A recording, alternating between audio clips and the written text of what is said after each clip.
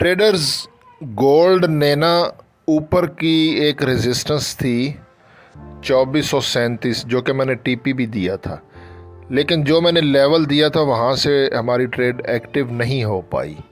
लेकिन ऊपर का रेजिस्टेंस गोल्ड ने ब्रेक कर दिया। तो अभी हमारा जो है ना वो उससे क्या होता है कि जो टर्निंग पॉइंट होता है ना वो चेंज हो जाता है। याद रखें, ट्रेंड अभी भी बुलिश है।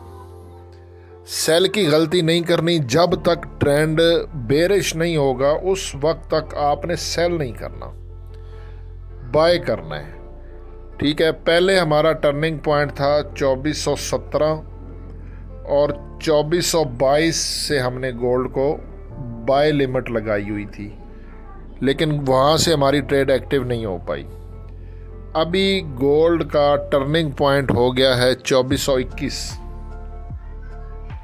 2421 का गोल्ड का टर्निंग पॉइंट है। गोल्ड बुलिश ट्रेंड में है, तो यहां से 50 पिप्स ऊपर 2426 पे आप गोल्ड का बाय लिमिट लगा दें। पेंडिंग ऑर्डर कोई बोलता है, बाय लिमिट बोलते हैं।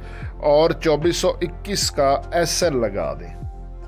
ये हमारा जो एसएल है ना, ये 50 पिप्स है। मैं 50 पिप्स से बड़ा एसएल नहीं लगाता हूँ।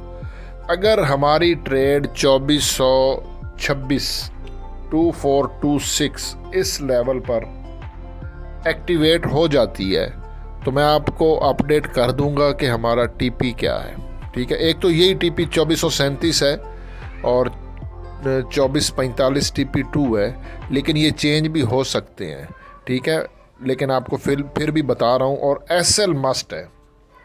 एसएल के बगैर ट्रेड नहीं करनी। एसएल हिट होता है तो 50 पिप्स का होने दें। मनी मैनेजमेंट के हिसाब से ट्रेड लगाएं कि मेरा अगर एसएल हिट होता है तो मुझे कितना लॉस होता है।